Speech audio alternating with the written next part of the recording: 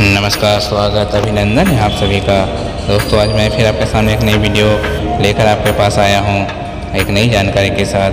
प्रधानमंत्री को भूटान जाना था, लेकिन किस कारणवश उन्होंने अपना भूटान जाना कैंसिल कर दिया था, इसके बारे में जानकारी लेकर मैं आया हूँ आपके पास कि आखिर उन्होंने अपना भूटान जाने का प्लान क्यों कैंसिल किया था। प्रधानमंत्री नरेंद्र मोदी ने अपनी यात्रा से एक दिन पहले भूटान की अपनी यात्रा को खराब मौसम के कारण स्थगित कर दिया था। यह घोषणा विदेश मंत्रालय, MEEI और भूटानी विदेश मंत्रालय ने बुधवार शाम को एक साथ की। यात्रा को पुनर्निर्धारित किया जा रहा है, हालांकि कोई तारीख नहीं बताई गई है। आपको जानकारी के लिए बता दूं कि प्रधानमंत्री नरेंद्र मोदी को राजा से सर्वोच्च पुरस्कार प्राप्त करने और द्विपक्षीय मुद्दों और भूटान चीन सीमा वार्ता पर चर्चा करने के लिए भूटान की यात्रा करनी थी, लेकिन खराब मौसम के कारण उसे स्थगित करना पड़ गया था। प्रधानमंत्री नरेंद्र मोदी ने अपनी यात्रा से एक दिन पहले भूटान की अपनी यात्रा को खराब मौसम के कारण स्थगित कर दिया। यह घोषणा विदेश मंत्रालय और भूटानी विदेश मंत्रालय ने बुधवार की शाम को एक साथ की। यात्रा को पुनर्निर्धारित किया जा रहा है, हालांकि कोई तारीख नहीं बताई गई है। प्रधानमंत्री नरेंद्र मोदी ने गुरुवार सुबह भूटान के एकमात्र अंतर्राष्ट्रीय हवाई अड्डे पारो में उतरना था और राजधानी थिम्पू की यात्रा करनी थी और शुक्रवार की सुबह उसी मार्ग से वापस लौटना था। हालांकि गुरुवार को पारो में भारी बारिश के कारण संभावित बर्फबारी जारी रहने की भविष्यवाणी के कारण अधिकारियों ने कहा कि यात्रा को स्थगित करना पड़ा।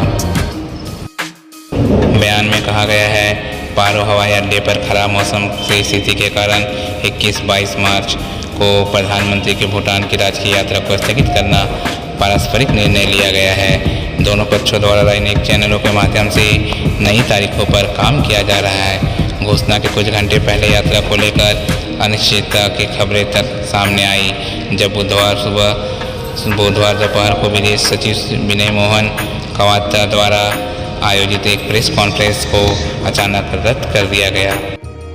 भूटान की अपनी 24 घंटे की राजकीय यात्रा के दौरान श्री मोदी को भूटान का सर्वोच्च नागरिक पुरस्कार ऑर्डर ऑफ द डुक ग्यालपो प्राप्त करना था, जो उन्हें 2021 में प्रदान किया गया था। पुरस्कार की घोषणा के बाद से यह PM की पहली यात्रा होती और उन्हें भूटान के राजा जिग्मे खेसर नामग्याल वांगचुक द्वारा भारत भूटान संबंधों को मजबूत करने और विशेष रूप से 2021 में कोविड-19 के टीकों की पहली खुराक के भारत द्वारा प्रदान के लिए उन्हें प्रयासों की सराहना में पुरस्कार प्रदान किया जाना था। प्रधानमंत्री की यात्रा, जो भूटान के PM शेरिंग तोब्गे को दिल्ली यात्रा को ठीक करने के एक सप्ताह बाद होती, जो असामान्य माना जा रहा था, क्योंकि परंपरा के अनुसार चुनाव की तारीखें तय होने के बाद प्रधानमंत्री द्विपक्षीय यात्राओं से बचते हैं।